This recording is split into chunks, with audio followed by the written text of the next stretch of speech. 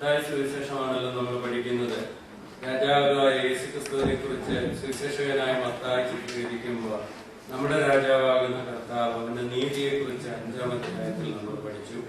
അനുദിന ജീവിതത്തിൽ ആ നീതി എങ്ങനെ നടത്തണം എന്നുള്ള കർത്താവ് പഠിപ്പിക്കുന്ന തുടർന്ന് നാം പഠിച്ചുകൊണ്ടിരിക്കുന്നത്. 6-ാം അധ്യായത്തിൽ കർത്താവ് എക്സ്പ്ലെയിൻ ചെയ്യുന്ന പല കാര്യങ്ങളുണ്ട്. ഒന്ന്, കൊടുക്കുന്നതിനെ കുറിച്ച് പറഞ്ഞിരിക്കുന്നു. 2, പ്രാർത്ഥനയെ കുറിച്ച് പറഞ്ഞിരിക്കുന്നു. ഉപവാസത്തെ കുറിച്ച് പറഞ്ഞിരിക്കുന്നു. 4-ാമതായി നമ്മുടെ ഭൗതിക വസ്തുക്കളെ കുറിച്ചുള്ള കാര്യങ്ങൾ പറഞ്ഞിരിക്കുന്നു. കൊടുക്കുന്ന കാര്യത്തെ കുറിച്ച് ആദ്യ ഭാഗം പഠിച്ചു കഴിഞ്ഞു. നാം പ്രാർത്ഥിക്കുന്നതിനെ കുറിച്ചാണ് നമ്മൾ ചിന്തിച്ചുകൊണ്ടിരിക്കുന്നത്. പ്രാർത്ഥനയെ കുറിച്ച് നാം പല കാര്യങ്ങൾ പറഞ്ഞ് പ്രാർത്ഥിക്കുമ്പോൾ നാം രഹസ്യത്തിലുള്ള പിതാവിനോട് പ്രാർത്ഥിക്കണമെന്ന് പറഞ്ഞു. പ്രാർത്ഥിക്കുമ്പോൾ ദൈവത്തിന്റെ ഹിതമനുസരിച്ച് പ്രാർത്ഥിക്കണം. നമ്മൾ പഠിച്ച കഴിഞ്ഞ ആഴ്ച നിർത്തിയത് ദൈവത്തിന്റെ ഹിതമനുസരിച്ച് പ്രാർത്ഥിക്കുന്നതിനെ കുറിച്ചാണ്. 9-13 വാക്യങ്ങളാണ് കർത്താവ് പഠിപ്പിച്ച പ്രാർത്ഥന. കർത്താവിന്റെ പ്രാർത്ഥനയല്ല, കർത്താവ് പഠിപ്പിച്ച പ്രാർത്ഥന. ആ പ്രാർത്ഥന നോക്കുമ്പോൾ അവിടെയെല്ലാം നമുക്ക് കാണുവാനായി സാധിക്കുന്നത് പ്രാർത്ഥനയുടെ ലക്ഷ്യം തന്നെ നമ്മുടെ കാര്യം നിവർത്തിക്കുക എന്നുള്ളതല്ല. ദൈവത്തിന്റെ ഹിതം, ദൈവത്തിന്റെ നാമം, ദൈവത്തിന്റെ രാജ്യം, ദൈവത്തിന്റെ ഹിതം, God's name, God's kingdom, God's will. അതല്ലാതെ വേറെ ഒന്നും പ്രാർത്ഥന കൊണ്ട് ദൈവം ഉദ്ദേശിക്കുന്നില്ല. നമ്മുടെ ജീവിതത്തിലെ എല്ലാ കാര്യങ്ങളും അങ്ങനെ ആയിരിക്കേണ്ടത് ആവശ്യമാണ്. ദൈവഹിതത്തിന് ചേരാത്തതായി, ദൈവരാജ്യത്തിന് വീഴ്ചയല്ലാത്തതായി, ദൈവത്തിന്റെ ഹിതം തടസ്സപ്പെടുന്നതായി ഒരു കാര്യം പ്രാർത്ഥിക്കുവാൻ ഒരു ദൈവത്തിലും അവകാശമില്ല. ആ പ്രാർത്ഥനയുടെ ഓരോ വാക്കുകളും നമുക്ക് വളരെ ചിന്ത നൽകുന്നതാണ്. അതിന്റെ സ്വർഗസ്വനായ പിതാവേ എന്ന് മലയാളത്തിൽ തുടങ്ങുന്നു. ഇംഗ്ലീഷിൽ അവർ ഫാദർ എന്നുള്ള ഇംഗ്ലീഷ് പദമാണ് എഴുതിയിരിക്കുന്നത്. അത് തന്നെ ചിന്തിച്ചാൽ ഒത്തിരിയുണ്ട്. ഒരിക്കലും ഒരു ദേവദാസൻ ഇതിനെ കുറിച്ച് എഴുതിയിരിക്കുന്നത് ഇങ്ങനെയാണ്: കർത്താവ് പഠിപ്പിച്ച പ്രാർത്ഥന വളരെ ഷോർട്ടാണ്, ഈസി ആയിട്ട് പ്രാർത്ഥിക്കാമെന്ന് വിചാരിച്ചു. എന്നാൽ അത് പഠിച്ചു കഴിഞ്ഞപ്പോഴാണ് വളരെ ദീർഘമായ പ്രാർത്ഥനയാണെന്ന് അദ്ദേഹം എഴുതിയിരിക്കുന്നത്. ഓരോ വാക്കുകളെ അദ്ദേഹം കൊണ്ട് ധ്യാനിക്കാനാണ് തുടങ്ങി. അവർ എന്നുള്ള വിഷയം തന്നെ, ഫാദർ എന്നുള്ള വിഷയം തന്നെ, ആർക്കിൻ ഹെവൻ എന്നുള്ളത്, സ്വർഗത്തിൽ വസിക്കുന്നത്, ഇതിനെ കുറിച്ചൊക്കെ തന്നെ ഇവിടെ പുസ്തകങ്ങളൊക്കെ വായിക്കുന്നവർക്കും മറ്റ് ഇവിടുത്തെ ദേവദാസന്മാരുടെ പ്രസംഗം കേൾക്കുന്നവർക്കൊക്കെ അറിയാം. ഒരു ദേവദാസൻ ഒരു പുസ്തകം തന്നെ എഴുതിയിട്ടുണ്ട്, നിന്റെ നാമം വിശദീകരിക്കുക എപ്പോഴാണമേ എന്നുള്ളതിന്റെ കുറിച്ചിട്ട്. ദൈവത്തിന്റെ നാമം, ദൈവത്തിന്റെ നാമത്തെ കുറിച്ച് താൻ പിന്നീട് അങ്ങോട്ട് വിശദീകരിക്കാൻ തുടങ്ങി. വേദപുസ്തകത്തിലൂടെ വെളിപ്പെടുത്തിയിരിക്കുന്ന ദൈവത്തിന്റെ നാമം എൽ ഷദായി, ഇങ്ങനെ സർവശക്തനായ ദൈവം, സർവ്വവ്യാപിയായ ദൈവം, നിത്യനായ ദൈവം, പിന്നെ യഹോവ എന്ന പേരോടുകൂടിയുള്ള, ഇതൊക്കെ മണിക്കൂറുകൾ ചിന്തിക്കുവാനും ധ്യാനിക്കുവാനും ദൈവത്തെ സ്തുതിക്കാനുമുള്ള വിഷയമാണ്. ഇതിന്റെ ഓരോ വാക്കുകളും വളരെ മനോഹരമേറിയതാണ്. എന്നാൽ അതിനെക്കുറിച്ച് എല്ലാം വിശദീകരിക്കുന്നില്ല. എന്നാൽ ആ പ്രാർത്ഥനയുടെ പ്രത്യേകത നാം ശ്രദ്ധിക്കുമ്പോൾ ഒന്ന് മെയിനായിട്ട് നമ്മൾ കഴിഞ്ഞ ആഴ്ച വരെയും ചിന്തിച്ചത്, പ്രാർത്ഥന ഉദ്ദേശിക്കുന്നത് ഭൂമിയിൽ നമ്മുടെ ഇഷ്ടം സാധിച്ചെടുക്കുക എന്നുള്ളതല്ല, ദൈവത്തിന്റെ ഹിതം നിറവേറ്റുക എന്നുള്ളതാണ് പ്രാർത്ഥന കൊണ്ട് ഉദ്ദേശിക്കുന്നത്. അതുകൊണ്ട് പ്രാർത്ഥനയ്ക്ക് പ്രയോറിറ്റി കൊടുക്കേണ്ടത്, പ്രാർത്ഥനയ്ക്ക് പ്രാധാന്യം കൊടുക്കേണ്ടത് ദൈവം, ദൈവത്തിന്റെ നാമം, ദൈവത്തിന്റെ ഹിതം, ദൈവത്തിന്റെ രാജ്യം, ഇതായിരിക്കണം വളരെ പ്രാധാന്യം. രണ്ടാമത് പേഴ്സണലായുള്ള ഒരു പ്രയറല്ല കർത്താവ് ഇവിടെ പറഞ്ഞിരിക്കുന്നത്. അവിടെ പറഞ്ഞിരിക്കുന്ന അയ്യെന്നോ മീന്നോ ഒന്നുമില്ല, അവർ എന്നുള്ള പദമാണ്.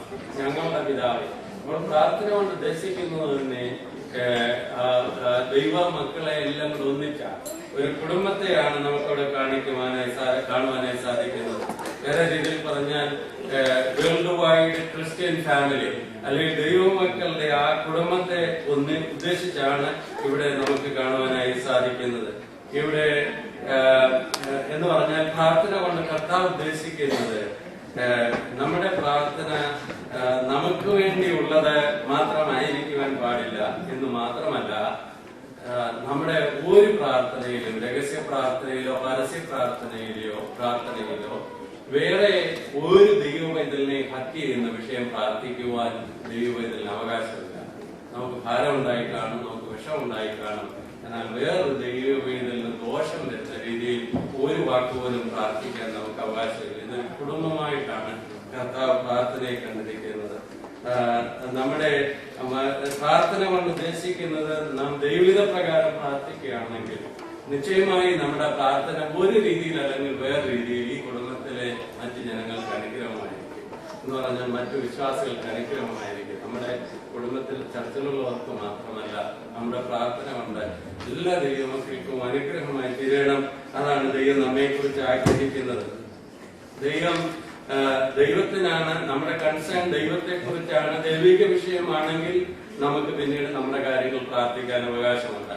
അപ്പോൾ നിന്റെ നാമം വിശദീകരിക്കപ്പെടണമേ, നിന്റെ രാജ്യം വരയണമേ, നിന്റെ ഇഷ്ടം സ്വർഗത്തിലെ പോലെ ഭൂമിയിലും ആകണമെന്ന് പറഞ്ഞിട്ടാണ് പറയുന്നത് ഞങ്ങൾക്ക് അന്നന്ന് ആവശ്യമുള്ള ആഹാരം തരയണമേ. നമ്മുടെ പേഴ്സണൽ നീഡൊക്കെ ദൈവപ്രകാരം പ്രാർത്ഥിച്ചു കഴിയുമ്പോൾ ദൈവം നടത്തുന്നവനായ ദൈവമാണ്.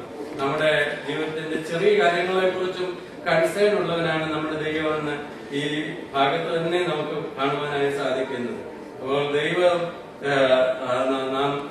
നമുക്ക് വേണ്ടി അപ്പോയിന്റ് ചെയ്തിരിക്കുന്ന വിഷയത്തിൽ നാം പ്രാർത്ഥിക്കുമ്പോൾ ദൈവം അതിനെല്ലാം മറുപടിയും നൽകുന്ന ദൈവമാണ്. നമുക്ക് ഫിസിക്കൽ നീഡ് പിന്നീട് നമ്മൾ കാണുന്നുണ്ട്. പിന്നെ ഇരിക്കുന്ന ഫോർഗീവ്നെസ്സിനെ കുറിച്ച് വായിക്കുന്നതിനെ കുറിച്ചും വിശദമായിട്ട് പഠിക്കുവാൻ താല്പര്യപ്പെടുന്നുണ്ട്.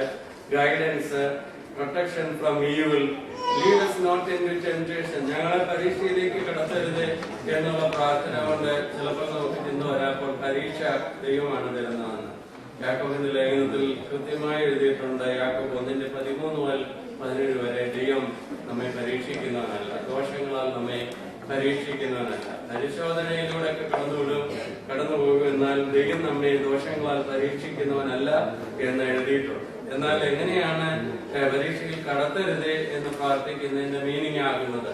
നാം മനുഷ്യരായതുകൊണ്ട് നമുക്ക് പലപ്പോഴും ദൈവഹിതത്തിന് വെളിയിൽ പോകാനുള്ള സാധ്യത ഉണ്ട്. ദൈവഹിതത്തിന് വെളിയിൽ നാം പോയി കഴിയുമ്പോൾ ടെംപ്റ്റേഷനിൽ നാം അകപ്പെടുവാനുള്ള സാധ്യതയുണ്ട്. അതിനിടയായി തീരരുത്, not out of his will എന്നുള്ള മീനിങ്ങിലാണ് രേഖപ്പെടുത്തിയിരിക്കുന്നത്. അതാണ് കർത്താവിന്റെ പ്രാർത്ഥന കൊണ്ട് പരീക്ഷയിലേക്ക് കടത്തരുത് എന്ന് പ്രാർത്ഥിക്കുവാൻ പഠിപ്പിച്ചുകൊണ്ട് ഉദ്ദേശിക്കുന്നത്. Guide us so that we will not get out of his will. നമ്മുടെ സിറ്റുവേഷൻ ടെംപ്റ്റഡ് ആയി അതുകൊണ്ട് തീരുവാനും പരീക്ഷിക്കപ്പെടുവാനും സാധ്യതയുണ്ട് എന്നുള്ളതുകൊണ്ടാണ്. അങ്ങനെ നാം പ്രാർത്ഥിക്കുമ്പോൾ ദൈവം നമ്മുടെ പ്രാർത്ഥനയ്ക്ക് മറുപടി നൽകുന്നു. ദൈവ പ്രകാരം പ്രാർത്ഥിപ്പാനിടയാകണം. പ്രാർത്ഥനയെ കുറിച്ച് 3 കാര്യങ്ങൾ നമ്മൾ ചിന്തിച്ചു. 4ാമത്തെ വിഷയമാണ് 14-15 വാക്യങ്ങൾ. മത്തായി സുവിശേഷം 6-ാം അധ്യായമാണ് നമ്മൾ പഠിക്കുന്നത്. 14-15 വാക്യങ്ങളിൽ പ്രാർത്ഥനയെ കുറിച്ച് കർത്താവ് പഠിപ്പിച്ച പ്രാർത്ഥന കഴിഞ്ഞിട്ട് അപ്പൻഡിക്സ് ആയിട്ട് ചേർത്ത് പറയുന്ന കാര്യമാണ് 2 വാക്യത്തിൽ. എന്താണ് എഴുതിയിരിക്കുന്നത്? നിങ്ങൾ മനുഷ്യരോട് അവരുടെ പിഴകളെ ക്ഷമിച്ചാൽ സ്വർഗസ്നായ നിങ്ങളുടെ പിതാവ് നിങ്ങളോട് ക്ഷമിക്കും. നിങ്ങൾ മനുഷ്യരോട് പിഴകളെ ക്ഷമിക്കാഞ്ഞാലോ നിങ്ങളുടെ പിതാവ് നിങ്ങളുടെ പിഴകളെയും ക്ഷമിക്കുകയില്ല എന്ന് എഴുതിയിരിക്കുന്നു. അപ്പോൾ 4ാമത്തെ വിഷയം, we must pray having a forgiving spirit towards others. നാം പ്രാർത്ഥിക്കുമ്പോൾ മറ്റുള്ളവരോട് ക്ഷമിക്കാനുള്ള മനോഭാവം ഉണ്ടായിരിക്കണം എന്ന് കർത്താവ് വളരെ കൃത്യമായി പറഞ്ഞിരിക്കുകയാണ്. ഈ വിഷയത്തെ കർത്താവ് വീണ്ടും കുറെ കൂടെ ശക്തിപ്പെടുത്തി പറയുന്നുണ്ട്. പ്രാർത്ഥനയിൽ തന്നെ ഈ 12ാം വാക്യത്തിലും അതാണ് എഴുതിയിരിക്കുന്നത്. ഞങ്ങളുടെ കടക്കാരോട് ഞങ്ങൾ ക്ഷമിച്ചിരിക്കുന്ന പോലെ ഞങ്ങളുടെ കടങ്ങളെ ഞങ്ങളോട് ക്ഷമിക്കണമേ എന്നാണ്. അതിനെ ആസ്പദമാക്കിയാണ് വീണ്ടും കർത്താവ് പറയുന്നത്. അപ്പോൾ അതിന്റെ ഇമ്പോർട്ടന്റ് നാം ഓർത്തിരിക്കുകയാണ്. പ്രാർത്ഥനയുടെ അല്ലെങ്കിൽ ക്രിസ്ത്യ ജീവിതത്തിന്റെ ഇമ്പോർട്ടന്റ് ഫോർഗീവ്നെസ്, ക്ഷമിക്കാനുള്ള മനോഭാവം. നമുക്കതില്ല എങ്കിൽ നമ്മുടെ പ്രാർത്ഥന കൊണ്ട് അർത്ഥവുമില്ല. കർത്താവ് നമ്മുടെ പ്രാർത്ഥന കേൾക്കുകയില്ല. ഒരു ക്രിസ്തീയ കുടുംബത്തിലെ ഒരു ബാലകൻ ഒരു റോങ് ആയിട്ട് ബിഹേവ് ചെയ്തു, തെറ്റ് ചെയ്തു. തെറ്റാണെന്ന് തനിക്ക് മനസ്സിലായി. പിതാവിനോട് പറഞ്ഞു, എനിക്ക് തെറ്റ് പറ്റിപ്പോയി എന്ന് പറഞ്ഞു. പിതാവ് പറഞ്ഞു, ഒക്കെ ക്ഷമിച്ചിരിക്കുന്നു, എന്നാൽ നീ തെറ്റ് ചെയ്തതുകൊണ്ട് നിനക്ക് അതിന്റെ പണിഷ്മെന്റ് കിട്ടിയേ പറ്റുള്ളൂ. അതുകൊണ്ട് 3 ദിവസത്തേക്ക് നിനക്ക് നല്ല ആഹാരം ഒന്നും തരത്തില്ല, എന്നും ബ്രെഡും വെള്ളവും മാത്രമായിരിക്കും. 3 ദിവസത്തേക്ക് ബ്രെഡും വെള്ളവും. ആദ്യത്തെ ദിവസം ബ്രെഡ് കഴിച്ച് രാവിലെ വെള്ളം കൊടുത്തു, വേറെ ഒന്നും കയ്യിൽ കൊടുത്തില്ല. 2ാമത്തെ ദിവസവും ബ്രെഡ്, ഉച്ചയ്ക്കും അത് തന്നെ, വൈകിട്ടുമായിട്ട് അവനാകപ്പാടെ വിഷമിച്ചു. 2ാം ദിവസമായപ്പോൾ അവൻ പറഞ്ഞു, ഞാന് ക്ഷമ ചോദിച്ചതല്ലയോ, അതുകൊണ്ട് എന്നോട് ക്ഷമിച്ചുകൂടായിരുന്നു. ഇല്ല, എന്റെ തീരുമാനത്തിന് യാതൊരു മാറ്റവുമില്ല, നീ 3 ദിവസം ഇത് അനുഭവിച്ചേ പറ്റുള്ളൂ. പയ്യൻ പറഞ്ഞു, അങ്ങനെയാണെങ്കിൽ ഡാഡിക്ക് കർത്താവ് പഠിപ്പിച്ച പ്രാർത്ഥന പറയാൻ യാതൊരു അവകാശമില്ല എന്ന് പറഞ്ഞു. ഞങ്ങളുടെ കടക്കാരോട് ഞങ്ങൾ ക്ഷമിച്ചിരിക്കുന്ന പോലെ കടങ്ങളും ദോഷങ്ങളും ക്ഷമിക്കണമെന്ന് പറഞ്ഞു. ഞാൻ തെറ്റിപ്പോയെന്ന് പറഞ്ഞു. എന്നിട്ട് എന്നെ ക്ഷമിക്കാൻ മനോഭാവം ഇല്ലെങ്കിൽ നീ പ്രാർത്ഥിക്കുന്നൊന്നും ദൈവം കേൾക്കത്തില്ലെന്ന് അപ്പനോട് പറഞ്ഞു. പിതാവ് പറഞ്ഞു, എന്റെ മോനെ, ഞാൻ ഒത്തിരി പേരോട് പ്രസംഗിച്ചിട്ടുണ്ട്, എന്നാൽ നിന്റെ ഈ പ്രസംഗം പോലെ ഇത്ര എന്നെ കുത്തിയ എനിക്ക് ചേഞ്ച് വന്ന പ്രസംഗം വേറെ ഒന്നുമില്ല. പെട്ടെന്ന് പറഞ്ഞു അവന്റെ ബ്രെഡും വെള്ളവും എല്ലാം എടുത്ത് മാറ്റ, നല്ല ഫുഡെല്ലാം ഉടനെ കൊടുത്തേക്കാനായിട്ട് പറഞ്ഞു. നമ്മുടെ കർത്താവ് നമ്മെ കുറിച്ച് ആഗ്രഹിക്കുന്നത് നാം പാപങ്ങളെ, കുറവുകളെ, മറ്റുള്ളവരുടെ കുറവുകളെ ക്ഷമിക്കണമെന്നുള്ളതാണ്. ഇത് കർത്താവ് കുറെ കൂടെ വിശദീകരിച്ച് വീണ്ടും പറയുന്ന ഭാഗമുണ്ട്. മർക്കോസ് സുവിശേഷം 11-ാം അധ്യായത്തിന്റെ 25-26 വാക്യങ്ങൾ ഒന്ന് വായിക്കാം. മർക്കോസ് 11:25-26.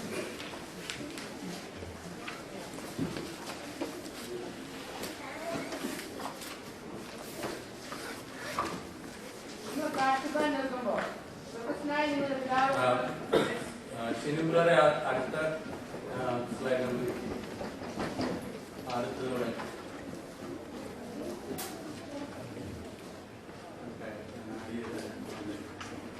ആ വാക്യങ്ങളോട് അതിനകത്ത് മിസ് ചെയ്ത് പോയിട്ടുണ്ട്. ഒന്നുകൂടെ വായിച്ചാട്ടെ. നിങ്ങൾ പ്രാർത്ഥിക്കാൻ നിൽക്കുമ്പോൾ നിങ്ങളുടെ പിഴകളെ ക്ഷമിക്കേണ്ടതിന്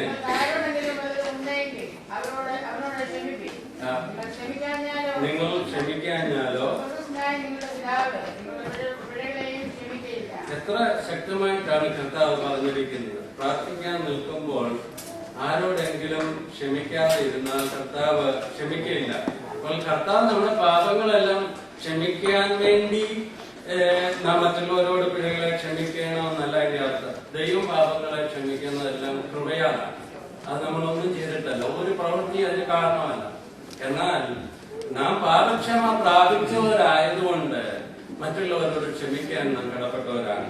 അത് കുടുംബത്തിലോ സഭയിലോ ഉള്ളവരെന്ന് മാത്രമല്ല, നമുക്ക് ശത്രുക്കളെന്ന് തോന്നുന്ന ജോലി സ്ഥലത്തുള്ളവരായാൽ പോലും, നെയ്ബർഹുഡിലുള്ളവരായാൽ പോലും അവരോട് ക്ഷമിക്കുവാൻ നാം കടപ്പെട്ടവരാണ്. അതുകൊണ്ട് ശരിയായ രീതിയിൽ യഥാർത്ഥമായി ദൈവത്തിൽ നിന്ന് ഫർഗീവ്നെസ് പ്രാപിച്ച ഒരു ദൈവവൈതൽ മറ്റുള്ളവരോട് ക്ഷമിക്കാതിരിക്കാൻ നമുക്ക് ഒരിക്കലും കഴിയുകയില്ല. കർത്താവ് അത് തന്നെയാണ് പഠിപ്പിച്ചത് വേദപുസ്തകത്തിലൂടെ. എഫെസ്യർ 4-ാം അധ്യായം 32-ാമത്തെ വാക്യം, എഫേഷ്യൻസ് ചാപ്റ്റർ 4:32. ഒന്ന് വായിച്ചാട്ട് ആരെങ്കിലും. എഫേസ്യർ 4:32. നിങ്ങൾ തമ്മിൽ ദയയും മനസ്സിലുള്ളവരായി ദൈവം ക്രിസ്തുവിൽ നിങ്ങളോട് ക്ഷമിച്ചതുപോലെ അന്യോന്യം ക്ഷമിക്കുകയും. അപ്പോൾ ക്രിസ്തുവിലുള്ളതായ ക്ഷമ നാം യഥാർത്ഥമായി അനുഭവിച്ചവരാണെങ്കിൽ മറ്റുള്ളവരോട് ഫൊർഗീവ് ചെയ്യുവാനുള്ള റെഡിനെസ് നമ്മുടെ ജീവിതത്തിൽ ഉണ്ടായിരിക്കേണ്ടത് ആവശ്യമാണ്. ഇനി കൊലോസ്യ ലേഖനത്തിലെ വാക്യം കൂടെ വായിക്കാം. കൊലോസ്യർ 3:13.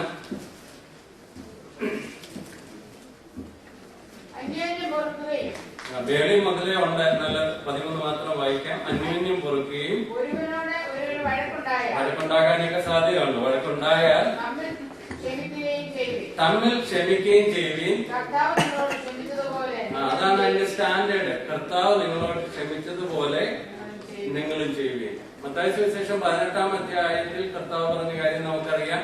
ഒരാള് ഒത്തിരി കടക്കാരനായിരുന്നു, അവന്റെ കട വിളച്ചു കൊടുത്തു. അവനെ കൊണ്ടിറങ്ങിയപ്പോ ഒരു കൊച്ചു കടക്കാരനെ കണ്ടു, അവന്റെ കഴുത്തിന് ഞെക്കി. എന്നാൽ യജമാനൻ അവനെ പിടിച്ച് വലിയ കഷ്ടതയിലാക്കി, നിത്യദണ്ഡനത്തിനാക്കി എന്ന് നാം വായിക്കും. അപ്പോൾ കർത്താവിന്റെ പഠിപ്പിക്കലുകളിൽ, ശിഷ്യന്മാരുടെ വേദപുസ്തകത്തിന്റെ ശക്തമായ പഠിപ്പിക്കലുകളെല്ലാം പ്രാർത്ഥനയും ഫൊർഗീവ്നെസ്സുമായി വളരെ അടുപ്പമുള്ളത് നമുക്ക് കാണുവാനായി സാധിക്കുന്നുണ്ട്. നാം എത്ര 40 ഇനി ഇന്നലെ കേട്ട പോലെ 41 ദിവസവും ഉപവസിച്ചാലും മറ്റുള്ളവരോട് ക്ഷമിക്കാനുള്ള മനോഭാവം ഇല്ലെങ്കിൽ വേദോസ്തവ പ്രകാരം, കർത്താവ് പഠിപ്പിച്ച പ്രകാരം ആ പ്രാർത്ഥന കർത്താവ് കേൾക്കുകയില്ല. കാരണം ഇത് കർത്താവിന്റെ സ്വഭാവമാണ്. കർത്താവ് നമ്മുടെ പ്രാർത്ഥന ആദ്യമേ തുടങ്ങി തന്നെ എന്താണ്? നിന്റെ നാമം വിശുദ്ധീകരിക്കപ്പെടണം, നിന്റെ ഇഷ്ടം സ്വർഗത്തിലെ പോലെ ആകണം, നിന്റെ രാജ്യം വരയണം എന്ന് പ്രാർത്ഥിച്ചിട്ട് അതാണ് നമ്മുടെ പ്രാർത്ഥനയിൽ തുടർന്ന് വരേണ്ടത്. അങ്ങനെ പ്രാർത്ഥിക്കുമ്പോൾ മറ്റുള്ളവരോട് അസൂയയും വൈരാഗ്യവും പിണക്കവും ദേഷ്യവും എല്ലാം വെച്ചുകൊണ്ട് പ്രാർത്ഥിച്ചാൽ കർത്താവ് ആ പ്രാർത്ഥന കേൾക്കുകയാണെങ്കിൽ അതിന്റെ അർത്ഥം എന്താണ്? ദൈവം നമ്മുടെ കോപ സ്വഭാവത്തെ നാം ക്ഷമിക്കാതിരിക്കുന്നതിനെ എൻകറേജ് ചെയ്യുന്നതാണ്. അങ്ങനെ ദൈവം ഒരിക്കലും ചെയ്യുകയില്ല. ദൈവം നമ്മോട് ക്ഷമിച്ചതുപോലെ നാം മറ്റുള്ളവരോട് ക്ഷമിക്കുവാൻ കടപ്പെട്ടവരാണ്. അതാണ് ദൈവം നമ്മെക്കുറിച്ച് ആഗ്രഹിക്കുന്നത്. ഈ പ്രാർത്ഥന എന്ന് പറയുന്നത് ഇതൊരു ഫാമിലി അഫെയർ ആയിട്ടാണ് കർത്താവ് ഇതിനെ ഇവിടെ കാണിച്ചിരിക്കുന്നത്. അവർ ഫാദർ, സ്വർഗീയ പിതാവ്, ആ കുടുംബത്തിന്റെ അംഗങ്ങളായിട്ടാണ്. നാം എല്ലാവരും ഒരേ കുടുംബത്തിന്റെ മെമ്പേഴ്സ് ആണ് എന്നുള്ളത് നാം ഓർത്തിരിക്കുകയാണ്. അങ്ങനെ ഒരേ കുടുംബത്തിലെ മെമ്പേഴ്സ് ആണെങ്കിൽ, അംഗങ്ങളാണെങ്കിൽ, നാം ഒരേ പിതാവിന്റെ മക്കളാണെങ്കിൽ എങ്ങനെ ആയിരിക്കണമെന്ന് വളരെ ശക്തമായി 1 യോഹന്നാൻ 4-ാം അധ്യായം നമ്മെ പഠിപ്പിക്കുന്നുണ്ട്. 1 യോഹന്നാൻ 4-ാം അധ്യായത്തിൽ പിതാവ് നിങ്ങൾ വസിച്ചിരിക്കുന്നുണ്ടെങ്കിൽ, പിതാവ് നിങ്ങൾ ഉണ്ടെങ്കിൽ നിങ്ങൾ നിശ്ചയമായി ക്ഷമിക്കും, നിശ്ചയമായി സഹോദരങ്ങളെ സ്നേഹിക്കും എന്ന് വളരെ ശക്തമായി നമുക്ക് കാണുവാനായിട്ട് സാധിക്കുന്നുണ്ട്. അപ്പൊ പ്രാർത്ഥനയെല്ലാം ഇത് പുത്രത്വത്തോട് അവകാശപ്പെട്ടതാണ്. റോമാലേഖനം 8-ാം അധ്യായം 15 മുതൽ 16 വരെയുള്ള വാക്യങ്ങൾ നമുക്ക് കാണുവാനായി സാധിക്കുന്നുണ്ട്. അപ്പോൾ പ്രാർത്ഥന തുടങ്ങുമ്പോൾ തന്നെ അതാണ് അതിന്റെ അർത്ഥം. സ്വർഗസ്വനായ പിതാവ് എന്നാണ്, മക്കളായി തീർന്നവർക്കാണ്. അതുകൊണ്ട് ആണ് പറഞ്ഞത് ഇതൊരു ഫാമിലി പോലുള്ള ബന്ധത്തിലാണ് കർത്താവ് പ്രാർത്ഥന ചിത്രീകരിച്ചിരിക്കുന്നത്. അതുപോലെ തന്നെ ഫൊർഗീവ്നെസ്, മറ്റുള്ളവരോട് ക്ഷമിക്കുക എന്നുള്ളത് കൂട്ടായ്മയിൽ കാണിക്കുന്നതുമാണ്. കൂട്ടായ്മയുടെ ബന്ധത്തെ കുറിച്ചൊക്കെ യോഹന്നാന്റെ ലേഖനത്തിൽ നമ്മൾ കാണുന്നുണ്ട്. അവിടെ എഴുതിയിട്ടുണ്ട്, നമുക്ക് പിതാവിനോട് ശരിയായ കൂട്ടായ്മയുടെ ബന്ധം ഉണ്ടെങ്കിൽ നാം മറ്റ് സഹോദരവർഗങ്ങളോടും അതുപോലെ കൂട്ടായ്മയുടെ ബന്ധം പുലർത്തുന്നവരായിരിക്കും. അപ്പോൾ നമ്മുടെ ആ ഫെലോഷിപ്പിന് എവിടെയെങ്കിലും തടസ്സം വന്നിട്ടുണ്ടെങ്കിൽ, മറ്റുള്ളവരോട് ക്ഷമിക്കാൻ കഴിയാത്ത അവസ്ഥകൾ ഉണ്ടെങ്കിൽ നമ്മുടെ പ്രയർ ലൈഫ് ശരിയാകുകയില്ല, ആത്മീയ ജീവിതം ശരിയാകുകയില്ല എന്ന് വേദോസ്തവം നമ്മെ പഠിപ്പിക്കുന്നു. അതുകൊണ്ട് നമുക്ക് ദൈവസന്നിധാനത്തെങ്കിൽ പ്രാർത്ഥിക്കുവാനുള്ള അവകാശം ദൈവം തന്നിരിക്കുമ്പോൾ ആ രീതിയിൽ പ്രാർത്ഥിക്കുവാൻ, ദൈവം ആഗ്രഹിക്കുന്ന രീതിയിൽ പ്രാർത്ഥിക്കുവാൻ ഇടയാകണം. ഞാൻ കഴിഞ്ഞ രാത്രി വായിച്ച ഒരാളിന്റെ പേരെഴുതിയിട്ടില്ല, അൺനോൺ ആയിട്ടാണ്. ലോർഡ്സ് പ്രയറിനെ കുറിച്ച് അദ്ദേഹം ഇങ്ങനെയാണ് എഴുതിയിരിക്കുന്നത്: I cannot say a word if I live only for myself. I cannot say Father if I do not endeavor each day to act like His child. ഞാൻ സെൽഫിഷായി എനിക്ക് വേണ്ടി തന്നെ ജീവിക്കുന്നവനാണെന്ന രീതിയിൽ അവർ എന്ന് പറയാൻ എനിക്ക് അവകാശമില്ല. ഞാൻ അവന്റെ ഒരു പൈതലായി എന്റെ ജീവിതത്തിലൂടെ വെളിപ്പെടുത്തിയിട്ടില്ലെങ്കിൽ പിതാവ് എന്ന് വിളിക്കുവാൻ എനിക്ക് അവകാശമില്ല. I cannot say who art in heaven if I am laying up no treasure there. സ്വർഗത്തിൽ ഞാനൊരു നിക്ഷേപവും ഇതുവരെ ഉണ്ടാക്കിയിട്ടില്ലെങ്കിൽ സ്വർഗസ്ഥനായ പിതാവിനെ വിളിക്കുവാൻ എനിക്ക് അവകാശമില്ല. I cannot say, Lord be thy name if I am not striving for holiness.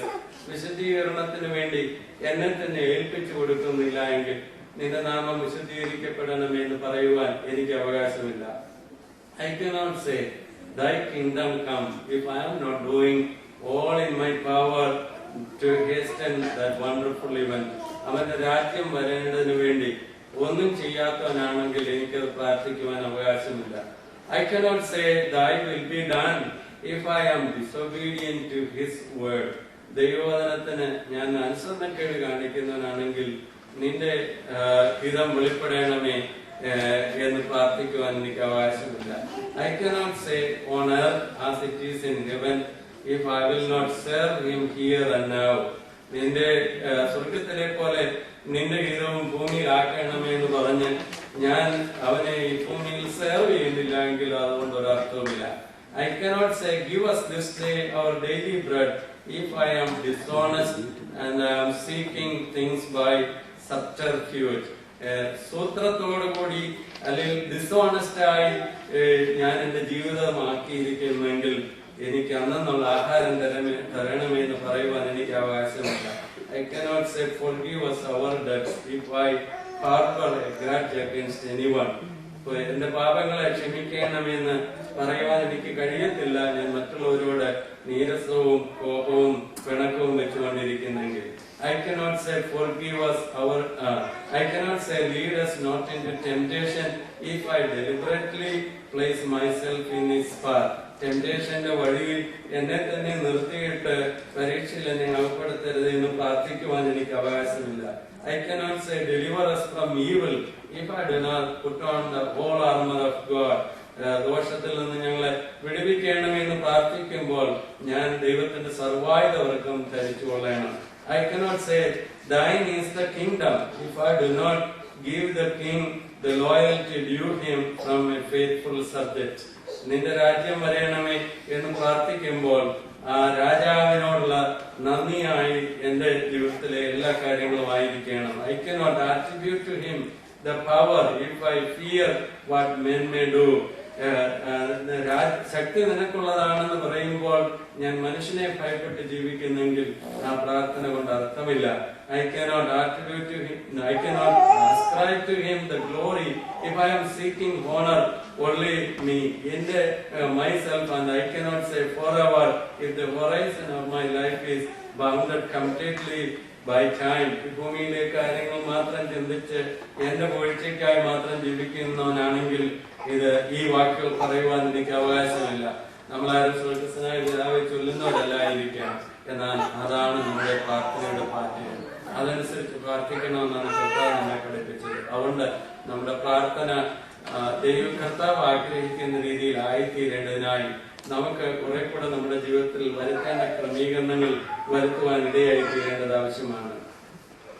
The important thing about prayer is not simply getting an answer, but being the kind of person whom God can trust with an answer. പ്രാർത്ഥനയ്ക്ക് മറുപടി കിട്ടിയോ എന്നുള്ളതല്ല, പ്രാർത്ഥനയ്ക്ക് മറുപടി തരുവാൻ യോഗ്യമായ രീതിയിൽ ദൈവം നമ്മെ ട്രസ്റ്റ് ചെയ്തിട്ടുണ്ടോ എന്നുള്ളതാണ് ഏറ്റവും ജീവിതത്തിലെ വലിയ വിഷയം.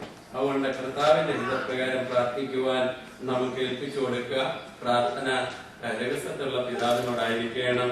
ദൈവത്തിന്റെ ഹിതമനുസരിച്ച് പ്രാർത്ഥിക്കണം. അതിനാണ് പ്രാർത്ഥനയുടെ പാറ്റേൺ കർത്താവ് പറയുന്നത്. പ്രാർത്ഥനയിൽ നാം പ്രാർത്ഥിക്കുമ്പോൾ നമ്മുടെ ജീവിതത്തിൽ മറ്റുള്ളവരോട് ക്ഷമിക്കുന്ന മനോഭാവം ഉണ്ടായിരിക്കണം.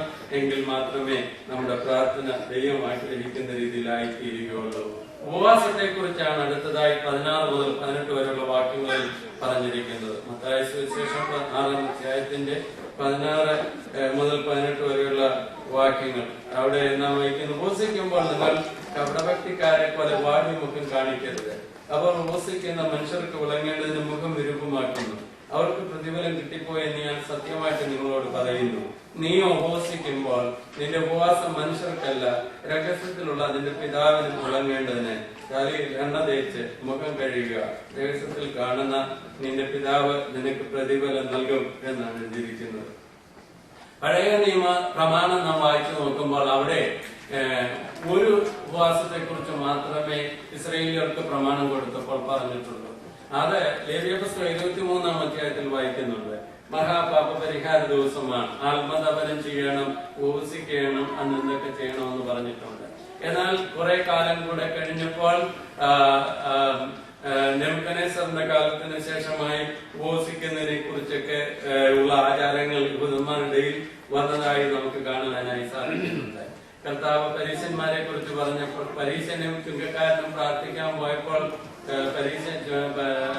പരീശന്റെ പ്രാർത്ഥന എന്താണ്? ആഴ്ചയിൽ ഞാൻ 2 വട്ടം ഉപവസിക്കണം. അവര് മണ്ടയിലും തേഷ്ടയിലും ഉപവസിക്കുന്നവരായിരുന്നു പരീശന്മാര്.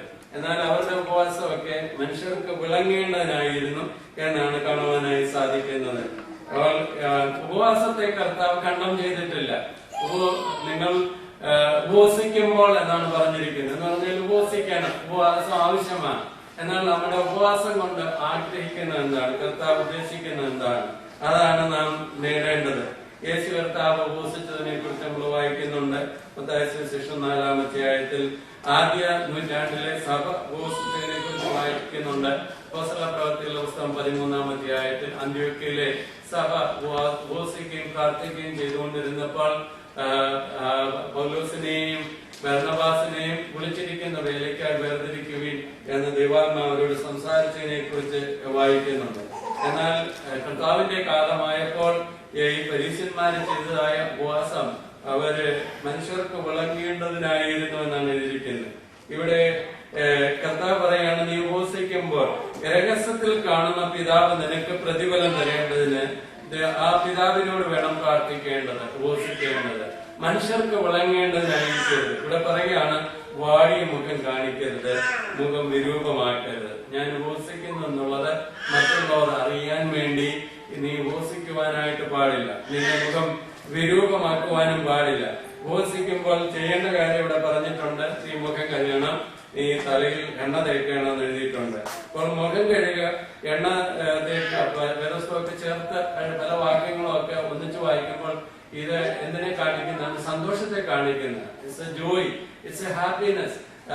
ഉപവസിക്കുകയും പ്രാർത്ഥിക്കുകയും ചെയ്യുന്നത് ഒരു വേദനായി, ഒരു ഭാരമായി തോന്നുന്നവരാരും ഒരിക്കലും ഉപവസിക്കരുത്. വേദപുസ്തകം അങ്ങനെ പഠിപ്പിക്കുന്നില്ല. ഇതൊരു സന്തോഷമായി, രഹസ്യത്തിലുള്ള ദൈവം പ്രതിഫലം തരും എന്നതിനു വേണ്ടി ഉപവസിക്കുകയും പ്രാർത്ഥിക്കുകയും ചെയ്യുമ്പോഴാണ് അത് അനുഗ്രഹമായി തീരുന്നത്.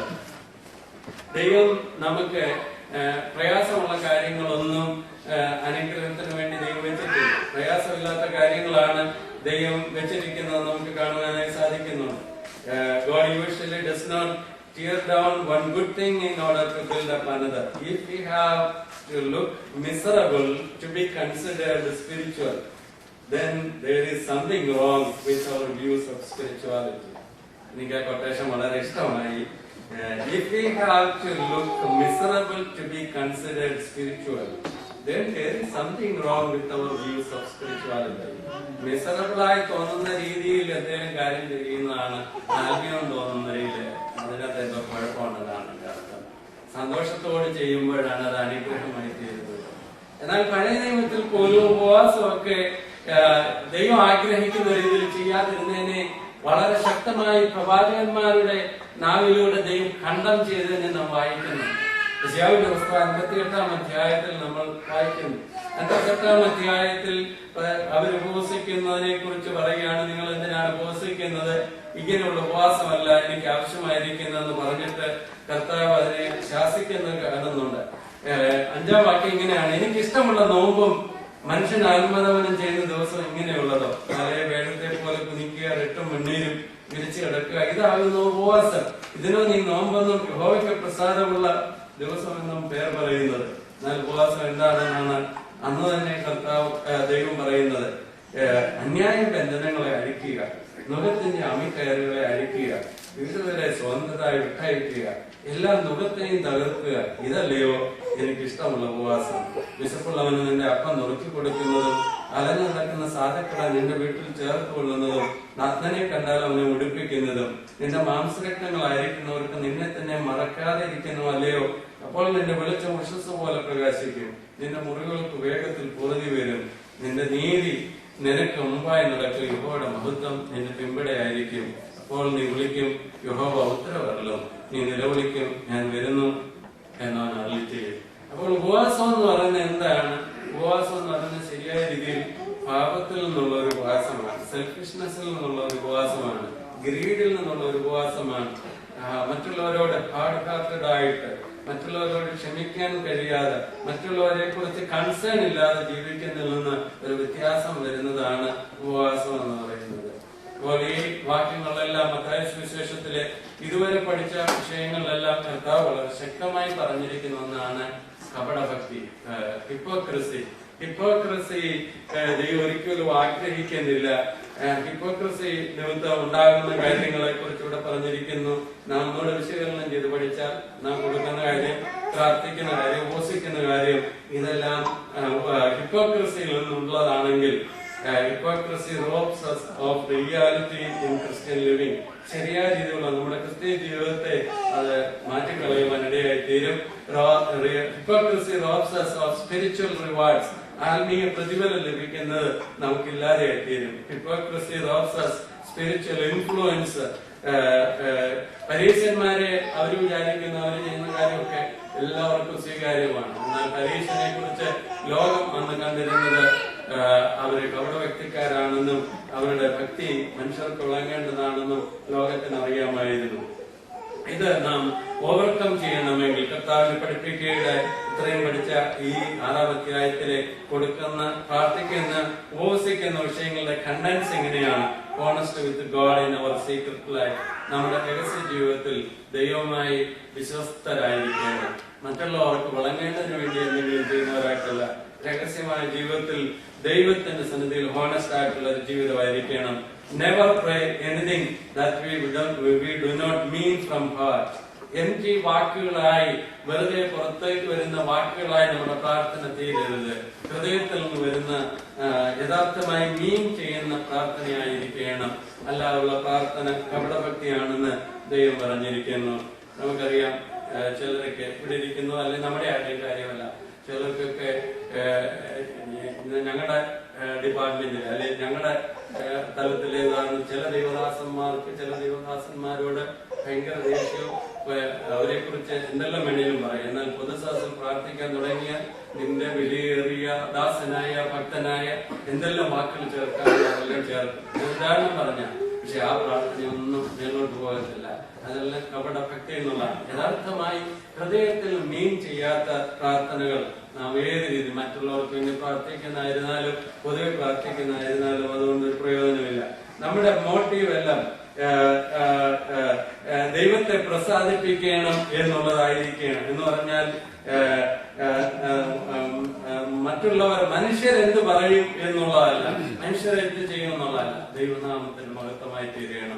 ആ ലക്ഷ്യത്തോടു കൂടി വേണം നാം എല്ലാ കാര്യങ്ങളും ചെയ്യുവാനായി.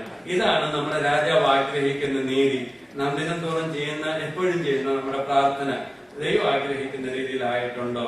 ആ ദൈവനാമ മഹത്വത്തിന് വേണ്ടി നമുക്ക് പ്രാർത്ഥിക്കുവാൻ കഴിയുന്നുണ്ടോ? കർത്താവ് ആഗ്രഹിക്കുന്നത് പോലെ ദൈവിക കാര്യങ്ങൾക്ക് ആത്മീയ കാര്യങ്ങൾക്ക് മുൻതൂക്കം കൊടുക്കുവാൻ നമുക്ക് കഴിയുന്നുണ്ടോ? മറ്റുള്ളവരോട് ക്ഷമിക്കുവാൻ വിട്ടുകളയുവാൻ നമുക്ക് കഴിയുന്നുണ്ടോ? കഴിയുന്നില്ല എങ്കിൽ നമ്മുടെ പ്രാർത്ഥന ജീവിതം കൊണ്ട് നമ്മുടെ ക്രിസ്ത്യ ജീവിതം കൊണ്ട് പ്രയോജനമില്ല. നമുക്ക് തലകളെ ഉണക്കാത്ത സമയം പ്രാർത്ഥിക്കാം.